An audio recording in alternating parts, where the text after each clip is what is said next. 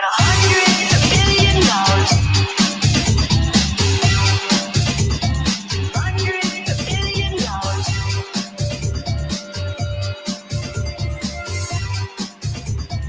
$100 billion.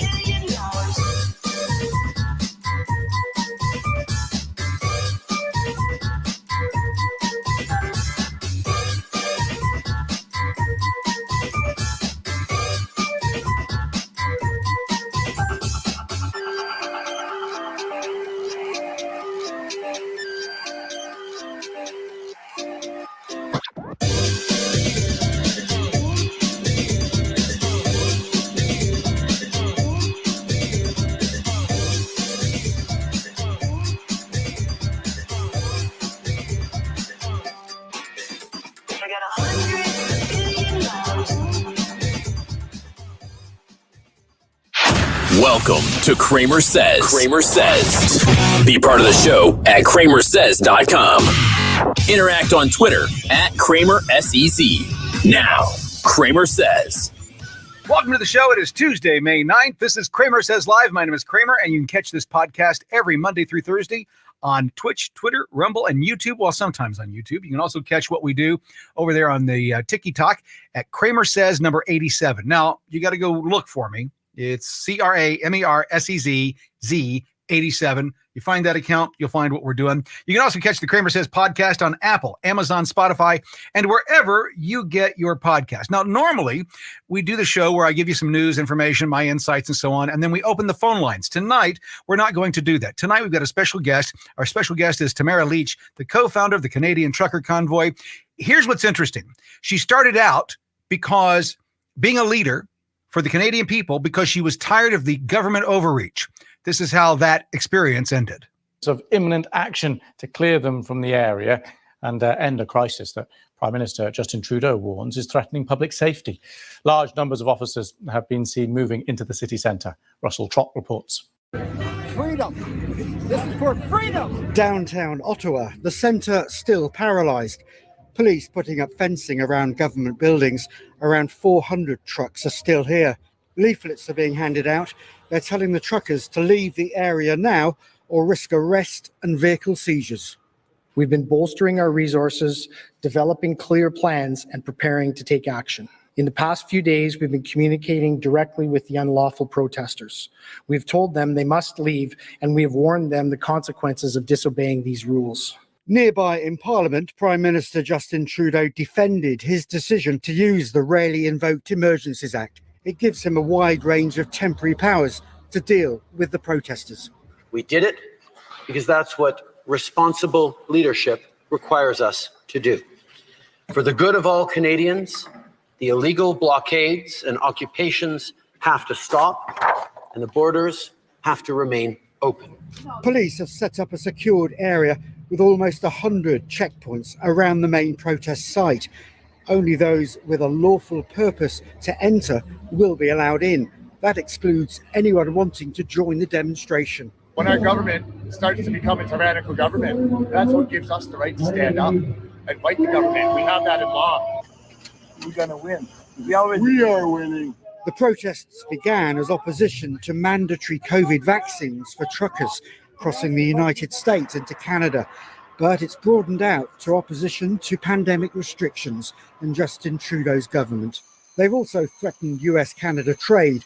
This blockade at Ontario's Ambassador Bridge is North America's busiest land border crossing.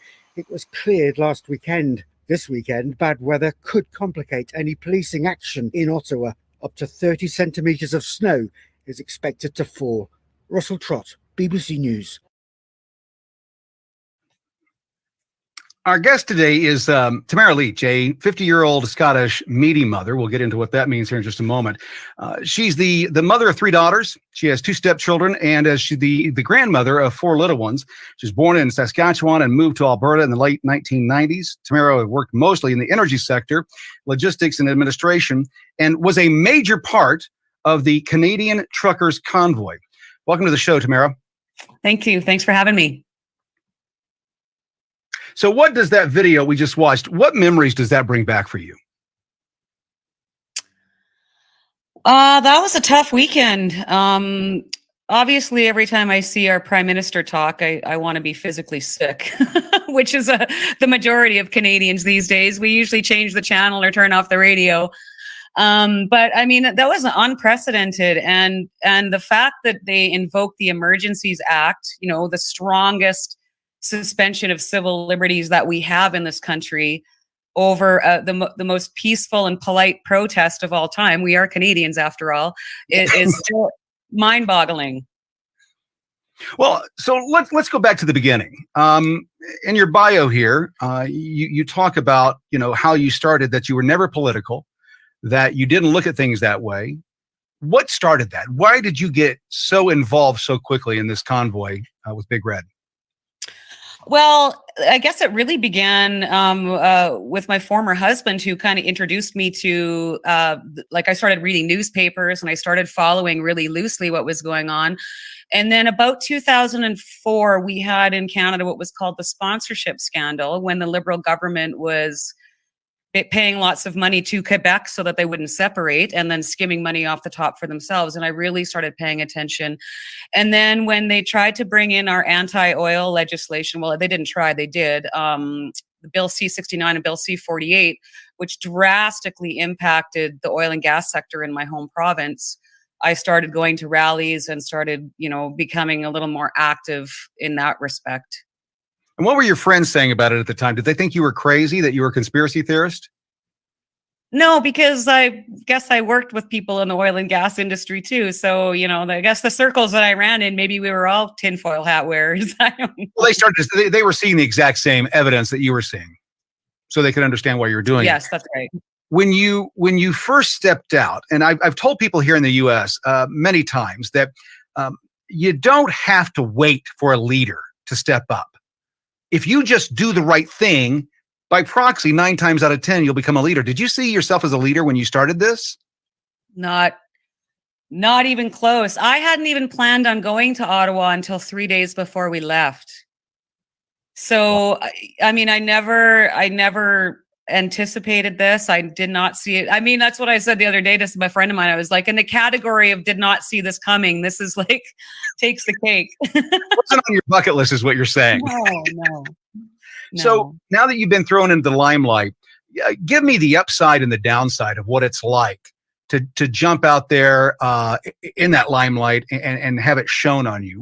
What's the positive things? And then let's get more into the negative things, because I think that has a lot more to do with the government than it does your fellow Canadians, correct? Yes. Yeah, exactly. I get so much love and support from people in this country, well, all over the world. I've got letters from Americans, I've got letters from Italy, and all over in the UK. You know, it's been beautiful in that respect to see the love and support, and people that are genuinely concerned about the direction that their country is going. So, you know, in that respect, it's been beautiful. And then, of course, when it comes to the media, it's kind of bittersweet. I'm not allowed on social media because you know how people can be on there. I mean, I've read everything from people just wish I would fall over and effing die. You know what I mean?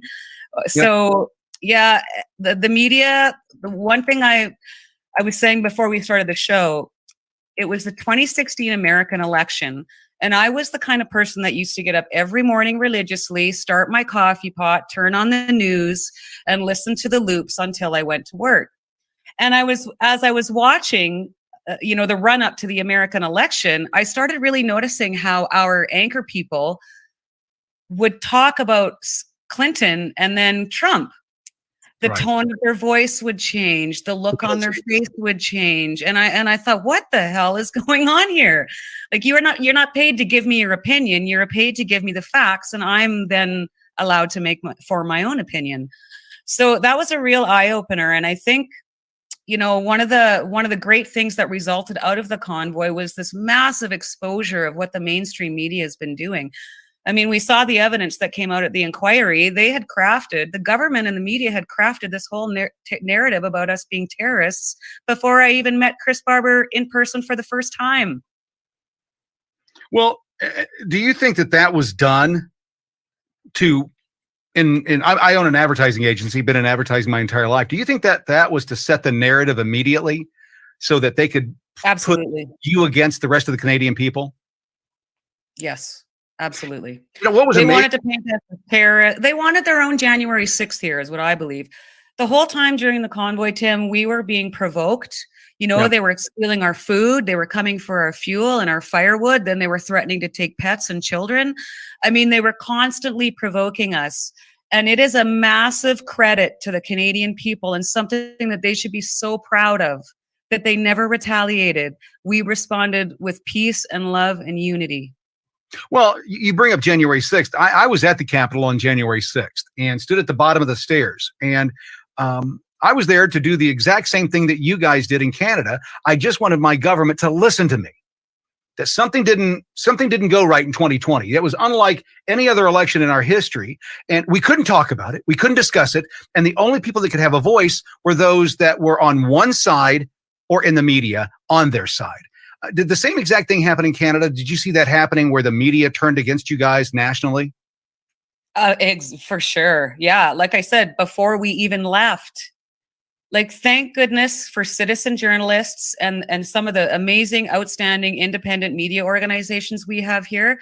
Because if Canada would have only saw the CBC Global and CTV narrative, they would for sure think we were a bunch of terrorists and racists and misogynists and, ask if we should be tolerated, as our PM has stated.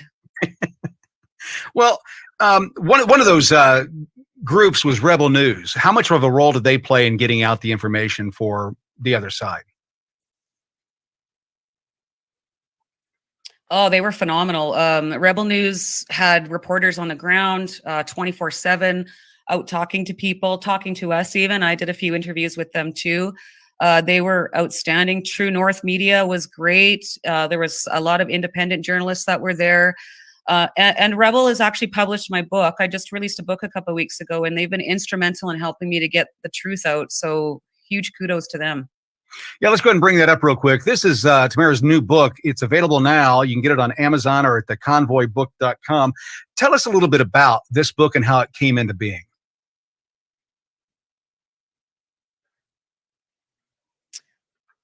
Well, the book itself is my story. It gives a brief bio of my life before and what led up to this, and then the bulk of it is about the circumstances that led up to the convoy.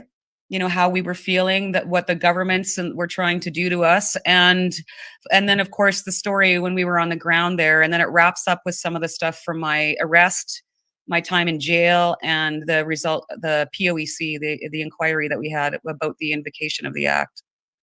So, And what can you tell us about that? I know that you still have legal action being taken against you.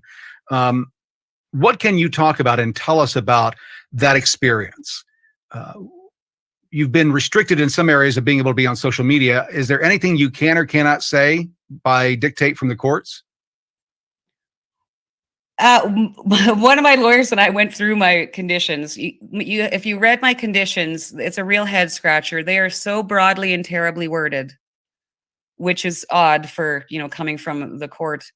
But I went through it with one of my lawyers when the POEC report came out, because of course, I was feeling hugely frustrated, tired of not talking. And basically what we deduced after going through these conditions with a fine-tooth comb is that I am not allowed to advocate for, organize, or publicly promote a protest, specifically around COVID-19 mandates. So, yeah.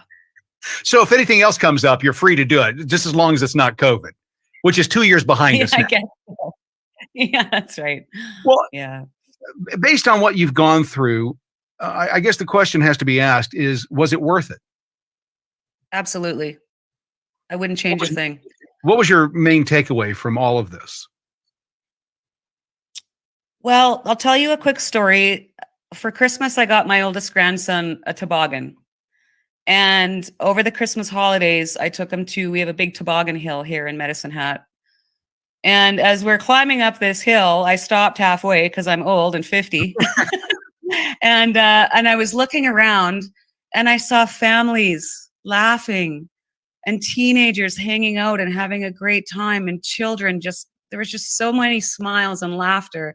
And I thought to myself, Every second I spent in jail was worth that moment.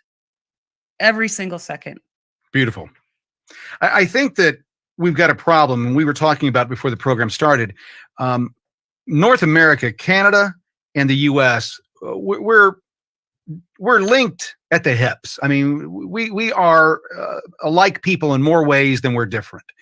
And what we see happen in Canada, at least from the U.S. perspective, has always been that with this tyranny that we're seeing spread around the world, that Canada, Australia, and a couple of other places on the planet seem to be 6 to 8 months ahead of what's going on in the U.S. Now, to me, from the outside, again, Canadian information is kind of stopped in the U.S. We don't get any of the Canadian content that we used to get on social media. So, based on what you've gone through and based on what you're seeing currently, especially with C-11 just being passed, do you expect it to get better in North America, Canada, and the U.S. if we allow the same people to remain in power? Well, you know what? I think there's always hope. And what I'm seeing now is both countries are trying to push through legislations, very terrible legislations that are against free speech and taking away our freedoms. But it looks to me like they're panicking. And that's what gives me hope, because when they start panicking and pushing things through very quickly, they're going to make a mistake. Do I think it's going to be a cakewalk? No, I think it's going to get worse before it gets better. But I am a believer. This whole entire experience for me has been divine, and I feel guided by a higher power. And I believe that God will always win and love will always overcome evil. And I know that sounds naive, but that's what I believe. Well, it's because people who stand, I've said this time and time again, people who stand will never feel what they'll never know what it feels like to be on their knees. Never. Right? And there's a pride that goes along with that, and a willingness to stand and be the supporter for others. Again, as you know, I was hitting on earlier, trying to hint toward, is that when you stepped up and decided, I'm going to do something, you were going to do something regardless of if anybody followed you, right? Yes. And yes. Do you think we were going, whether we were 2 trucks or 200? Exactly. Do you think that that's the problem, that so many people are afraid of being arrested or their names being smeared, that they're unwilling to take those risks or bear that burden? I think that's a huge part of it. I mean, I think you've seen yourself probably how I've been vilified in the media. You know, a prime example is my Métis heritage, and which means that I have Indigenous heritage. And so, you know, most times if you're Black Lives Matter, or, you know, you're burning down railway ties and rail lines in Canada for that protest, that's okay. If you're First Nations, they're celebrating you if you're a visible minority. But as soon as you start talking about stuff that doesn't align with their ideology, I mean, nobody else gets questioned about their Indigenous heritage. I mean, they don't insinuate that you're lying, right? But they sure did with me. They tried to discredit me at every turn. And so I had to produce my papers, which was fine, my genealogy and everything. It's just crazy. Well, let me ask you this. So let's go back to day one. The first day that you spoke with whoever you spoke with, the people that you spoke with about forming the Convoy. When you started having that first conversation, did you think that it was impossible to do what you were going to do, that it was a pipe dream, like this would never happen, versus what actually happened, how big it became and an international story? Walk us through those steps of when you first met and started talking about what you wanted to do and what your goals, what you wanted to accomplish. Sure. I was given Chris Barber's phone number after he had put out a TikTok about a nationwide trucking shutdown on January 23rd. Now, we had another convoy that went to Ottawa here in Canada in 2019 that was advocating for the oil and gas industry. And so a friend sent me his TikTok video, and I messaged her back and I said, well, what do you think about another convoy? And we both thought, well, it didn't really do anything last time. You know, it did bring some Canadians together, but they didn't meet their objectives and get C-69 and C-48 tossed. And then I asked another friend of mine, I was like, well, what do you think about another convoy? And his reaction was the same. Well, I don't know. Didn't really work. So I called Chris on January the 13th. In the meantime, he had connected with a trucker out of Wallaceburg, Ontario, named Bridget Belton. And they were talking about doing slow rolls or something. Right. Yep. And the idea of a convoy to Ottawa had come up. So by the time I talked to Chris the following day, we decided, yep, we could make this happen. We could go to Ottawa. I said, you're going to need social media. I'll set up a Facebook account and a Twitter account for you. You're going to need funds. So I said, I'll start a fundraiser for you. And wow, it just went, I literally thought in the back of my mind somewhere that we'd maybe raise $20,000, and I thought, well, I have very basic accounting skills. I'm pretty sure I could handle that, Right. And I thought, they just drive to Ottawa, hold up their signs, turn around and come home. So within 24 hours, I think we'd blown over $100,000 in donations. And Wow. I saw the momentum growing so quickly. I woke up Monday morning and I thought, I need a finance committee because Canadians were trusting me with so much money. It was my name on it. And I took that very seriously. Yep. And of course, the social media accounts were being bombarded with people that wanted to donate or support or join. So, within 3 days, it blew up. It was totally organic, totally grassroots, and such a beautiful display of what fundamentally makes Canadians Canadian, Don't you feel that the money that they were giving, you got an influx of cash somewhere in the ballparks of $10 million that they locked down, that the government locked down? Isn't that money the people's voice saying that they're standing with you and standing against the government? Is that what was scaring them, you think? Absolutely. Absolutely, it was. The thing that scared them the most, Tim, I think, was the unity. And I know a lot of people that couldn't join. Everyone in Canada wanted to feel like they were a part of this. Right. And so sometimes all they could do was donate money. And I said to Keith Wilson, one of our lawyers, one day when we were in Ottawa, I said, what terrifies them the most isn't even the money, because we raised $10 million twice. It's the statement behind the money. Yep.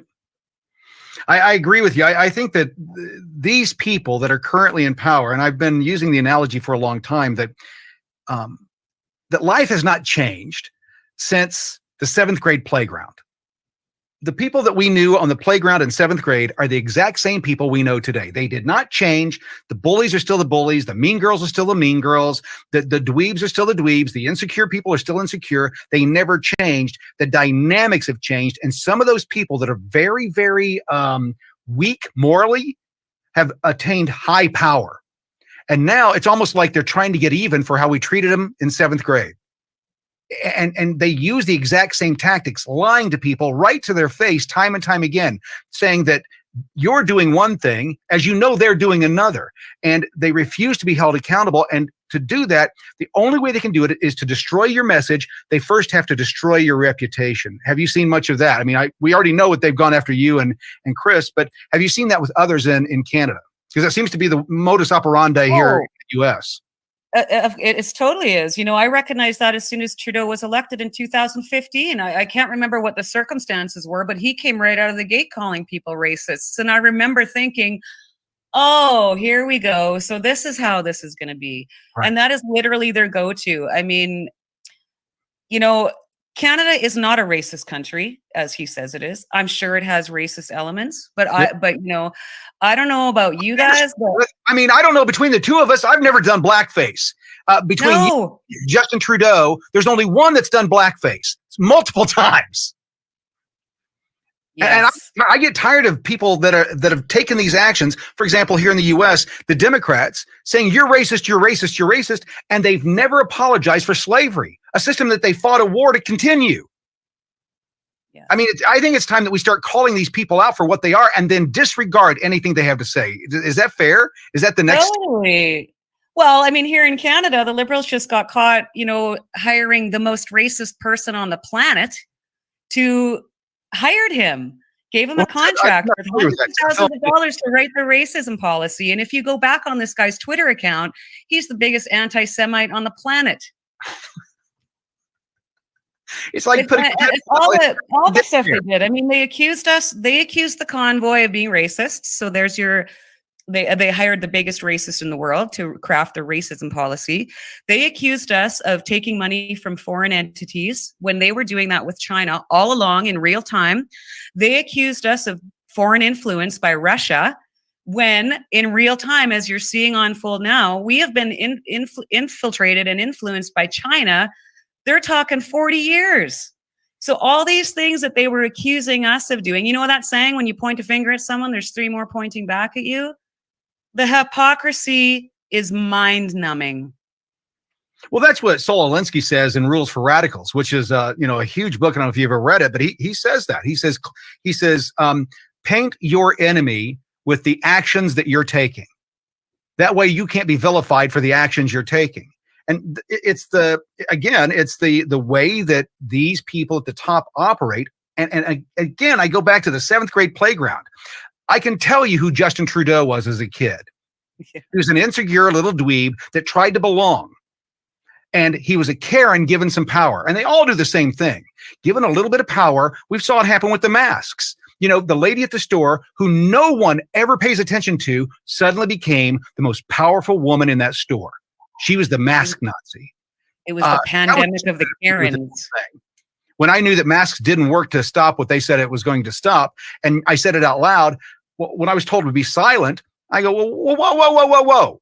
We're talking science here. We're supposed to trust the science. And what we heard time and time again from Canada and from the U.S. officials was that you don't know what you're talking about. What you learned in 8th grade doesn't apply today. The science has changed.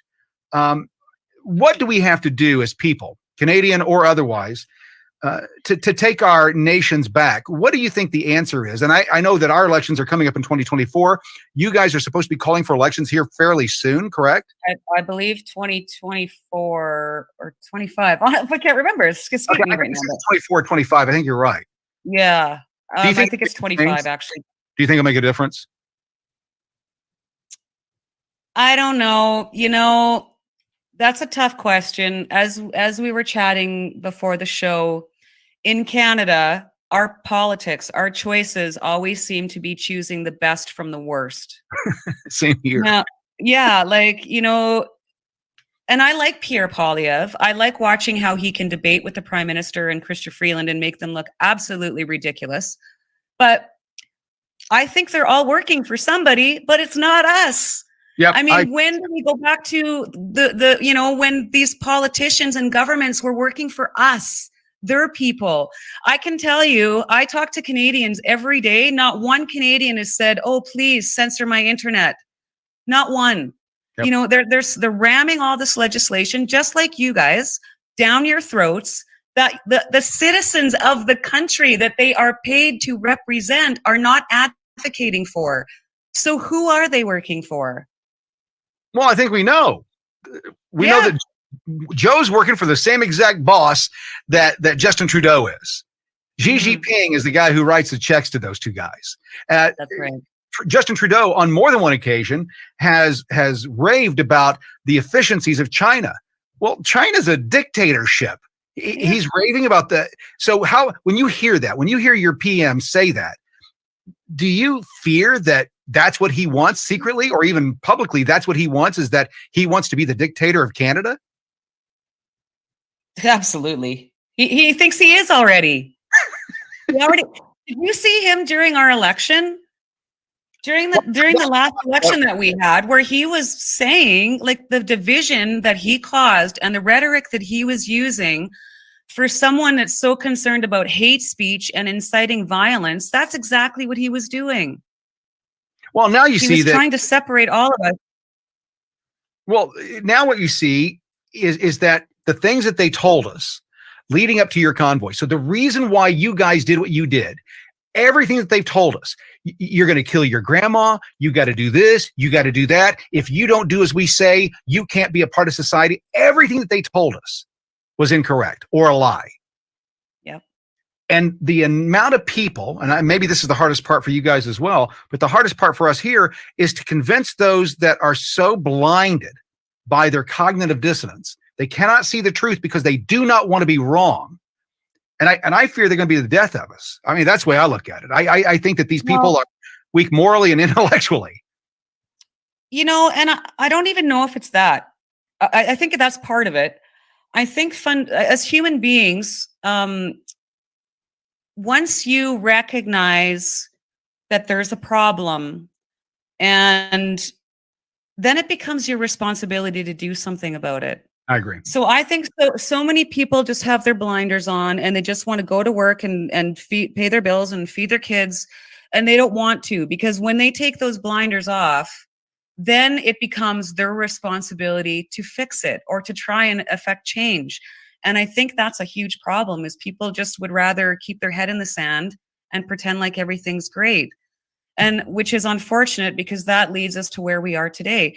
You know, I said in one of my first speeches when I was at the Convoy last winter that, you know, what's happened to us by our government and the media is terrible, but we have to take responsibility because we let them take our freedoms away a little bit at a time, and we did nothing about it. I've said the exact same thing. No one takes your freedoms. You give them up for convenience. Yes.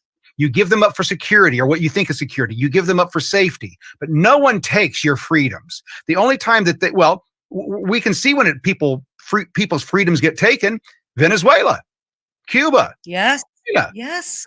Their freedoms were taken. Here in the U.S., we've willfully given them.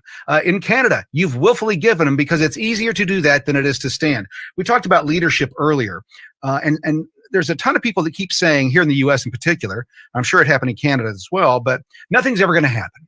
Nothing's ever going to change. Did you have that in the back of your mind when you took that first step to be a leader in this convoy? Did you think that nothing's ever going to happen? Or did you think the only way something happens is if I do something, me personally, and I don't give a shit whether anybody else follows me or not, I'm going to do the right thing regardless? And willing to take the slings and arrows that go along with it? Well, I guess for myself, I've always felt that there was hope, but I mean, it was starting to feel pretty hopeless and pretty bleak. And, you know, that's the word that we heard the most when we traveled across Canada, Tim. I cannot tell you the stories that we heard from Canadians on how they suffered the last 2 years. It was the most heartbreak. I cried every day. And I mean, that's a joke. I mean, I never cried for a decade before this happened, and now I cry every day, you know? I just knew that for myself, I had to do something. And I know Chris Barber knew he had to do something, and Bridget Belton had to do something. And so regardless of whether people followed us or not, you know, but I also knew in talking to so many people that there was a lot of Canadians that didn't like what was happening. And, you know, you were talking about the fear factor before, and that's a huge thing. There's a lot of, like, we even dealing with companies and organizations on the way that wanted to help us. Well, as soon as we'd put something on Twitter to thank them, people would start phoning them, and then all of a sudden they're canceling their services, you know? Yep. So the first thing that people have to stop doing is being afraid. Because what's the worst that they're going to do? You know, because you know what? They're going to do it anyway. I've been saying the exact same thing. When you realize that, I'll give you an example. TikTok, for me, I kind of blew up on TikTok and got a pretty good following there. I like to brag about it from time to time, is that I have 11 billion views that we know for sure that I have of my content. 11 billion views. That's because people want to hear truth. They want to hear the other side. And I've gotten death threats for it. I've been canceled from a couple different things. MailChimp took my service for not just me, but they took it for my entire company. I own an advertising agency. So every client that we were working with MailChimp, they came in and said, no, all of them gone. All of those accounts gone. Wow. And that's when I said, again, I go back to the leadership thing. I tell people, become the leader you're looking for. You know, you have to stand first. If you're on your knees, you're not a leader. You're not getting anything done. If you take that first step forward, and you were talking about it, you understand this in logistics, right? You can't get to point B without knowing where point B is. You've got to set a goal first. We want this to be accomplished. So when you guys set out with the convoy, what was that mission? What was the goal that you were trying to achieve? Ultimately, we wanted the federal government to sit down with us, hear the stories that we were hearing, hear our side of the story, which they never did. I mean, if you had any anti-COVID or anything like that, you were shut down and dismissed or silenced. And all we wanted was for them to talk to them. Listen, we had I don't know if you heard, but in January to March of 2020, we had predominantly First Nations blockading our rail lines, starting them on fire, stuff like that. Yes, there was CP Rail laid off 1,000 people. The ferries were shut down. The supply chain was broken down. But Trudeau, because it was for his, it aligned with his ideology, he kept saying about how important it was to keep dialogue open.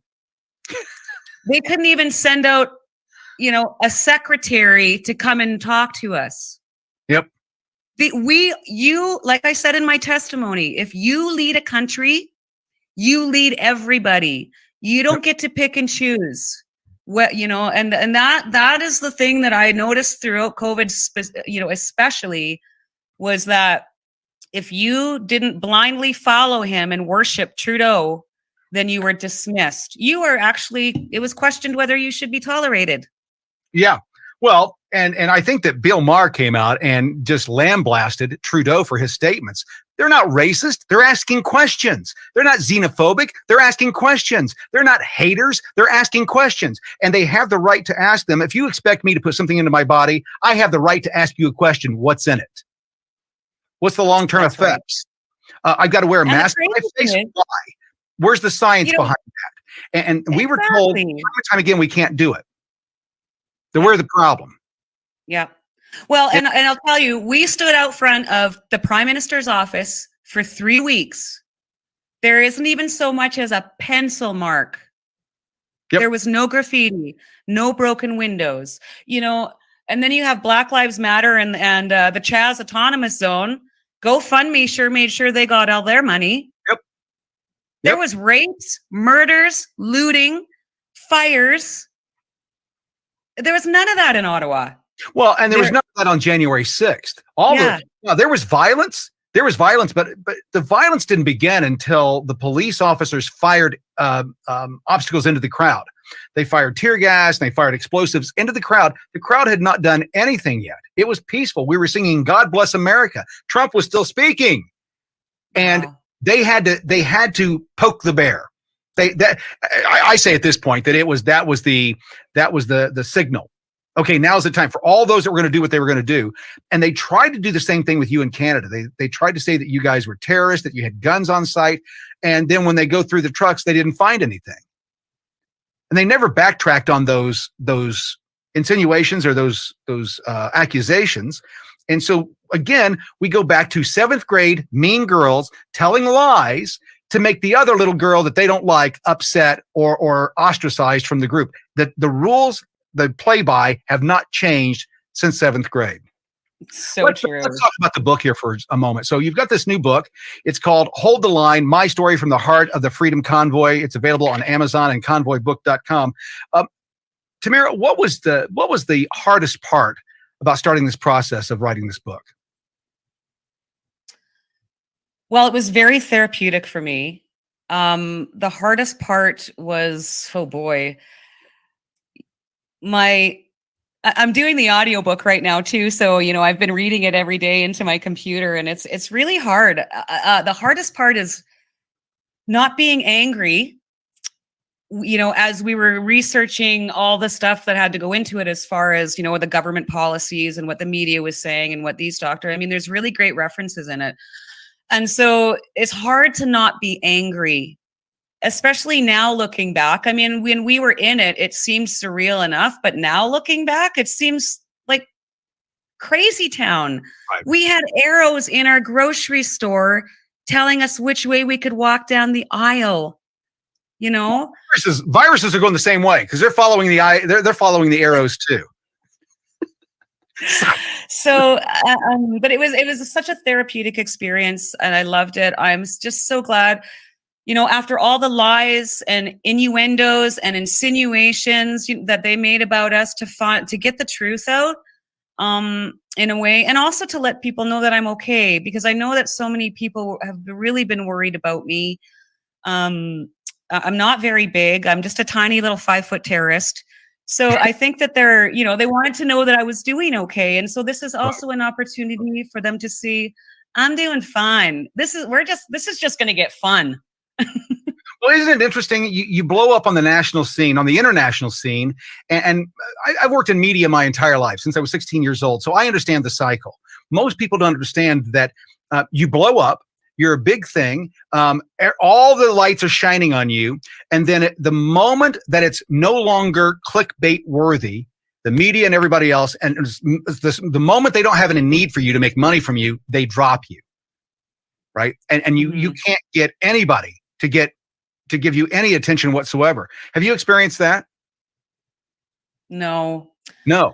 No, I haven't actually. And I think what we're going to find going forward is that, you know, the POEC came up last fall and that shed a lot of light onto it. So we got a lot of attention. Me and Chris's trial starts in September. So I do expect that it's going to ramp up again after that. But you know what? I'm okay with that. I never set out to be famous. I'm 50 years old. I don't need to make a lot of money. I just need to pay my bills. So, you know, I'm okay with obscurity. It's really weird to be so recognized now, you know? I think one of the things that people don't understand, and Canada, well, people around the globe, is that what you just said is so important, that you have to accept what you're given with grace.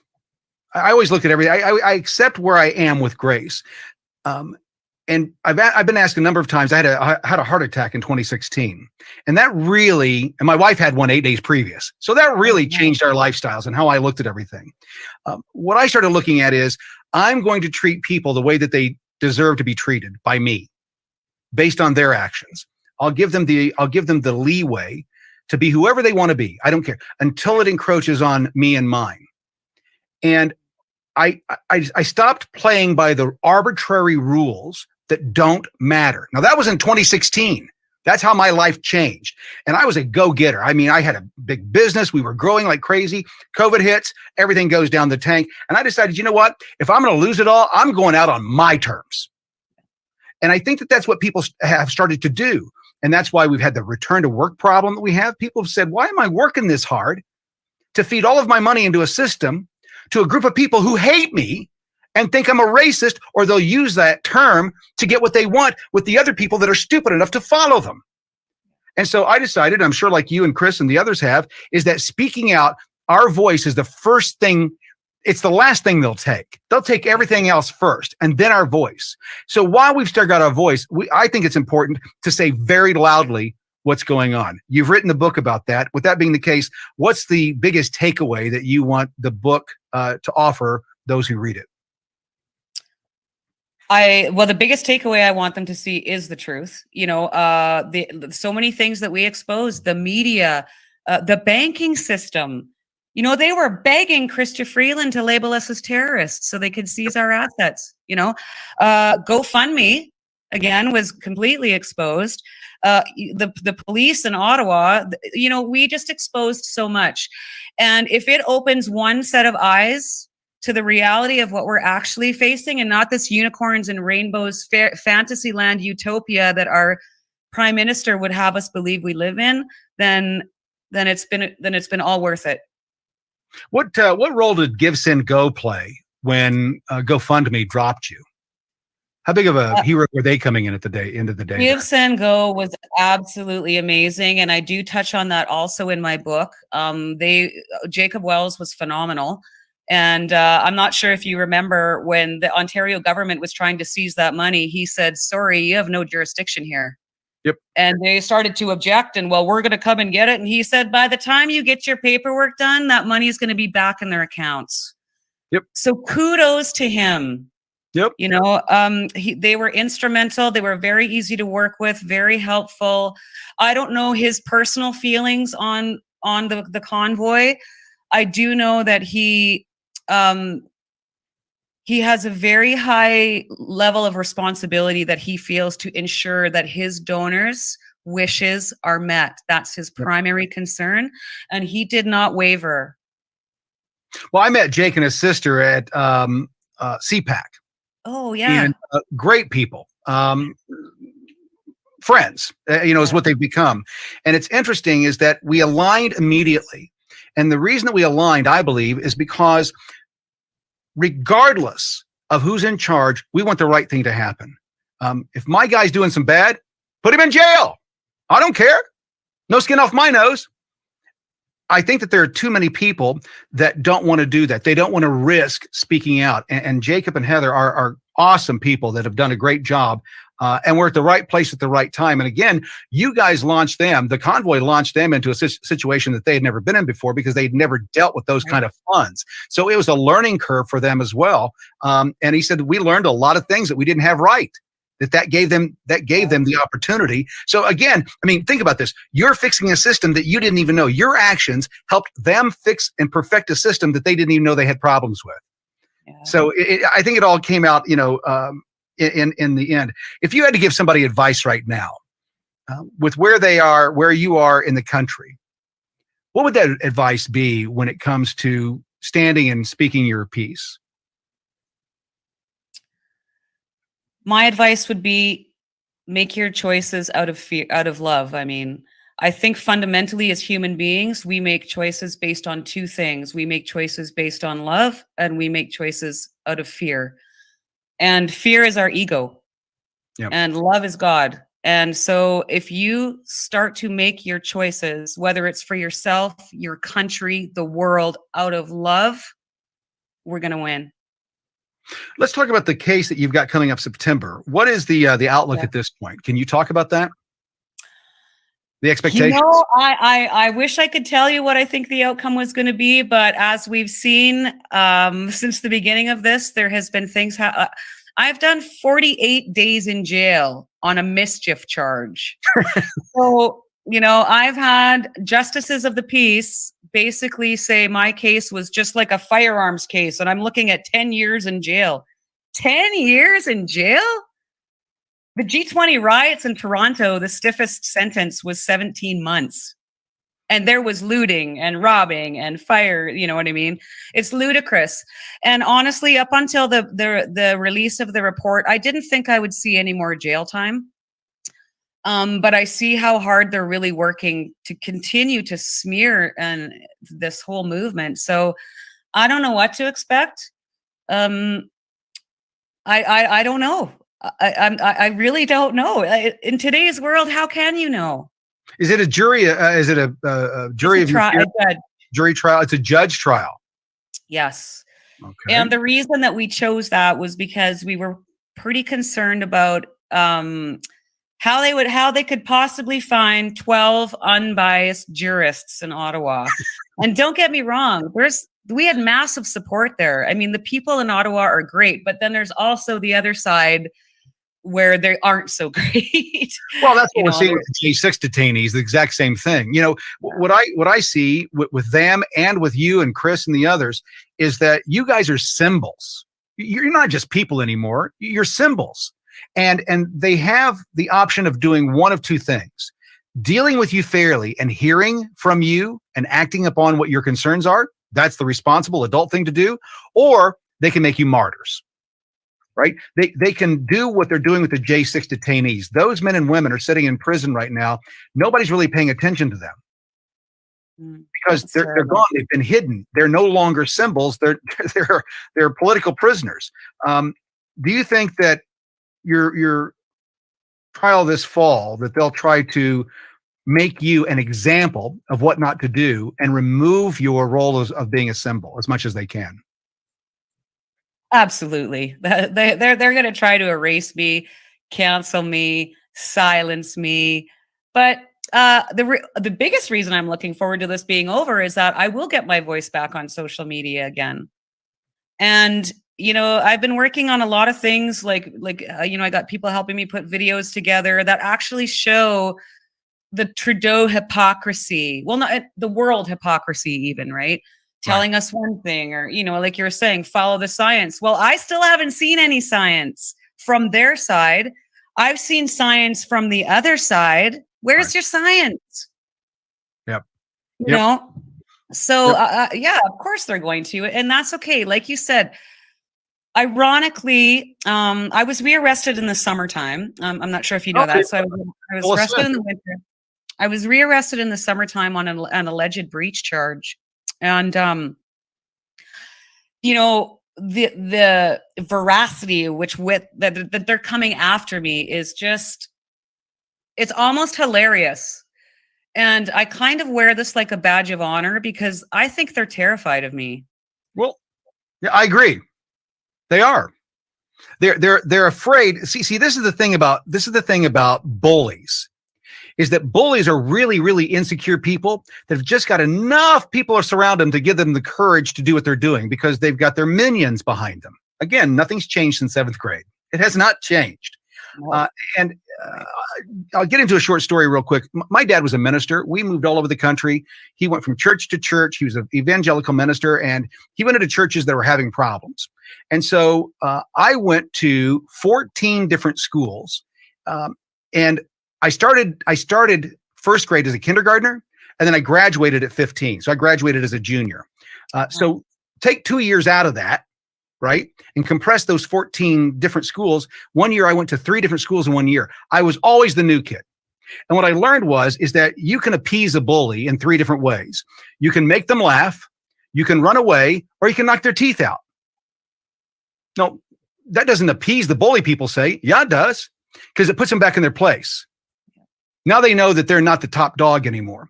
And I think that what you and Chris and the others did, and what the J6 people have done, is that they've shown these people that believe that they have imminent power, uncontrollable power, that they don't, that they serve at our will, at our pleasure. And I think that scared them. Would you agree with that? I would totally agree with that. Yep. Terrified. Well, what advice would you give? I know you can't speak on certain things, but what advice would you give for those people who don't think that their voice is strong enough? You're a 5-foot woman, but the government, now this is the way I put things. I like to put things in context. You're a 5-foot woman who had no interest in being an enemy of the state, and they're treating you as an enemy of the state.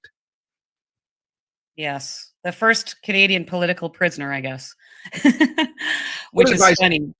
What advice would you give others, those who are wanting to follow in your path or are upset and are tired of hearing what they're hearing from their elected officials of how evil they are, but not evil? So what's amazing to me is that we're so evil, we're so racist, we're so xenophobic in our views and our the way that we look at things, but they have no problem taking our taxes from us. They'll take the sweat of our labor, but they don't have any problem whatsoever labeling us of whatever they do. Does this stop? Again, I'm going to go back and does it stop if people stay silent? It'll never stop if people stay silent. And it is overwhelming because I think there's so many people that wonder, what can I do? I'm just one person. But, can be vocal. That's my thing. Be vocal, but be respectful, because the minute you stop being respectful, you lose all credibility. No one's going to listen to you. And that's one of the reasons I think that the convoy was so successful, because as soon as we recognized how fast and big this was growing, I started saying immediately, hey, we are going to peacefully protest.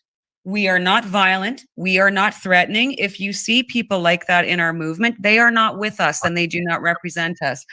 So I think being vocal, getting involved, you don't have to become the prime minister to make a change. You can make a change at a school board. Yep. This is the problem. We've become so complacent, and I don't necessarily know if it's really about right or left. I really don't like labels, obviously, but typically is wrong. Good versus evil. That's what it's come down to. It's not left and right anymore. No, yeah, you're right. It is. And so you have to start somewhere by doing just one thing. And whether that's just joining a school board or running for council, or even just go to a city council meeting and listen to what's going on. It's about awareness. And again, it comes back to stop being afraid. There is nothing to fear but fear itself. Yep. The worst they're going to do to me, Tim, is throw me back in jail. And you know what? I got nothing but time. Well, I've been saying the thing for the longest time, and it's pinned to my the top of my my Twitter account. The moment you fear your government because you're exercising your constitutional rights, that's when it's duty upon you to exercise those constitutional rights. If you're afraid to stand, they've already won. That's right. Tamara, let's talk about your book one more time. Where can people find you? I know you're not on social media, but where can they find more information about you? Is there a website and so on? Where can they get in contact with you if they want to talk more? Well, we have the convoybook.com set up where you can order the book. You can arrange to have me come to a book signing. I'm very excited to get out on a tour and continue thanking Canadians for all their love and support. I will be having a website put up very soon. It's called the official TamaraLich.com, I think. So we're working on that right now. And and if they want to get in touch, they can contact at theconvoybook.com and they'll get me the message for sure. That is awesome. Thank you so much for joining us today. I appreciate you joining us. Not only that, but I appreciate what you've done. You're a symbol, and you're an example of what not only Canadians should strive to be, but Americans as well. Thank you so much for joining us today. Thank you, Tim. My pleasure.